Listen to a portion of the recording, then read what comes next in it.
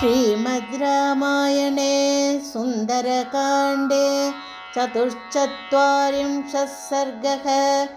सन्दिष्टो राक्षसेन्द्रेण प्रहस्तस्य सुतो बली जम्बुमाली महादंष्ट्रो निर्जगाम धनुर्धरः रक्तमाल्याम्बरधरः स्रग्वीरुचिरकुण्डलः महान् विवृत्तनयनः चण्डः समरदुर्जयः तनुःशक्रधनुप्रज्ञं महद्रुचिरसायकं विस्पारयानो वेगेन वज्राशनिसमस्वनं तस्य विस्पारघोषेण धनुषो महता दिशः प्रतिशच्च नभश्चैव सहसा समपूर्यत रथेन करयुक्तेन तमागतमुतीक्षसः हनुमान् वेगसम्पन्नो जघर्ष च ननाद च तं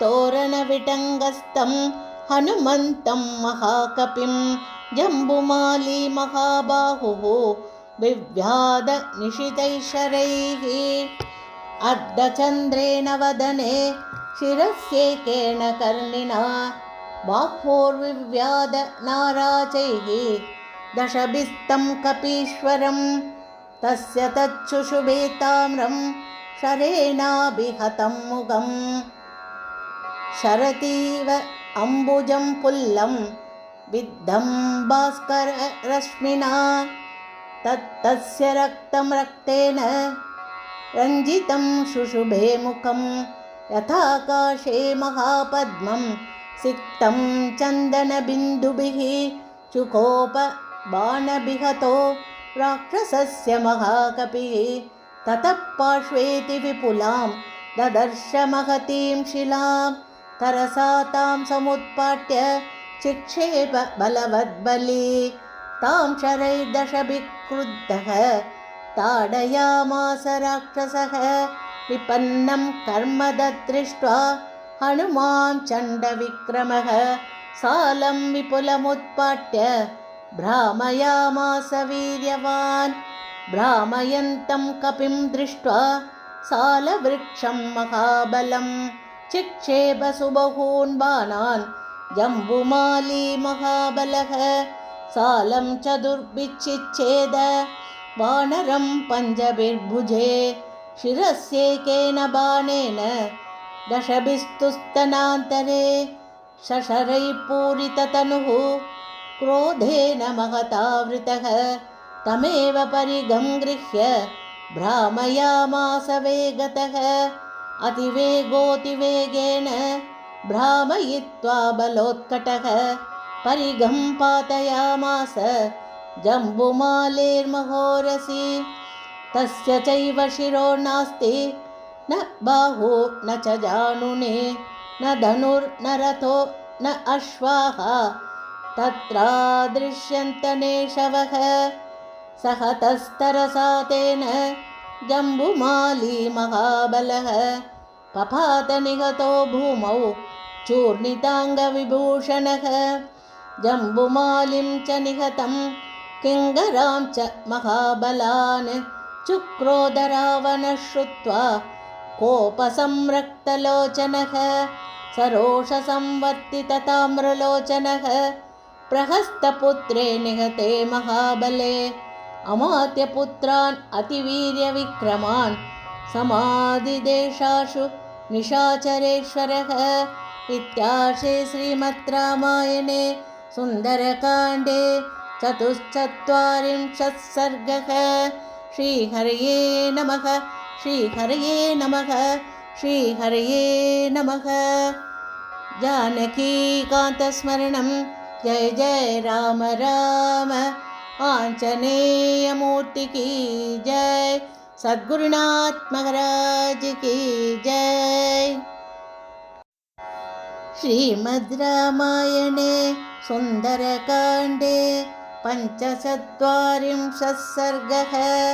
ततस्ते राक्षसेन्द्रेण चोदिता मन्त्रिणां सुताः निर्ययुर्भवनात् तस्मात् सप्तचिवत्ससः महाबलपरिवारा धनुष्मन्तो महाबलाः कृत अस्त्रास्त्रविदां श्रेष्ठाः परस्परजयैषिणः हेमजालपरिक्षिप्तैः ध्वजद्वद्भिस्पतागिभिः तोयदस्वननिर्घोषैः वाजियुक्तैर्महारथैः तप्तकाञ्चनचित्राणि चापान्यमितविक्रमाः विस्पारयन्तः संसृष्टाः तडित्वन्त इवाम्बुदाः जनन्यस्तु ततस्तेषां विदित्वा किङ्करान् हतान् बभूवुः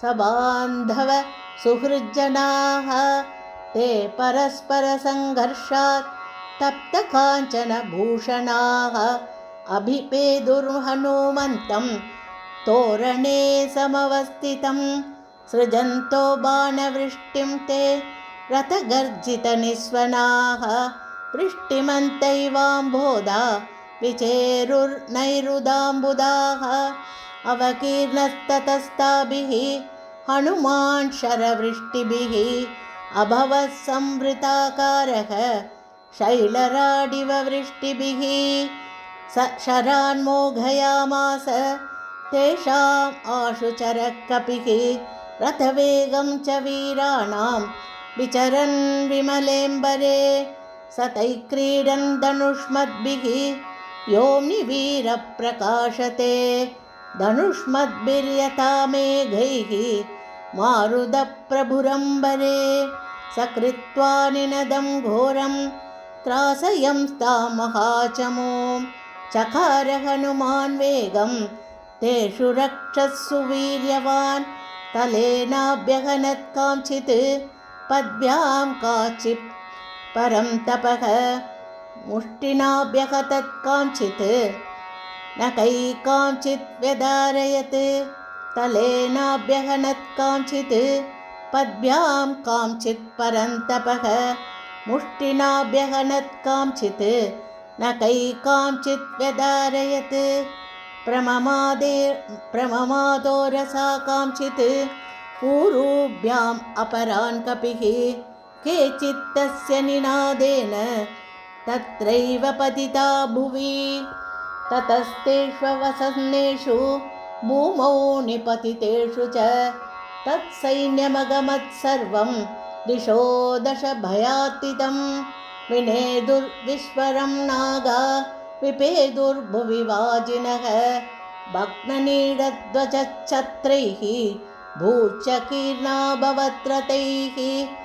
स्रवता रुधिरेनाथ स्रवन्त्यो दर्शितापतिः विविधैश्च स्वरैर्लङ्का ननाद विकृतं तदा स्रवता रुधिरेनाथ स्रवन्त्यो दर्शितापति विविधैश्च स्वरैर्लङ्का ननाद विकृतं तदा सतान् प्रवृद्धान् विनिहत्य राक्षसान् महाबलचण्डपराक्रमः कपिः युयुत्सुरन्यै पुनरेव राक्षसैः तदेव वीरोऽभिजगामतोरणम् इत्यार्षे श्रीमद् रामायणे सुन्दरकाण्डे पञ्चचत्वारिंशः सर्गः। श्रीहरये नमः। श्रीहरये नमः। श्रीहरये नमः। जानकीकान्तस्मरणं जय जय राम राम। आंजनेयमूर्ति की जय। सद्गुरुनाथ महाराज की जय।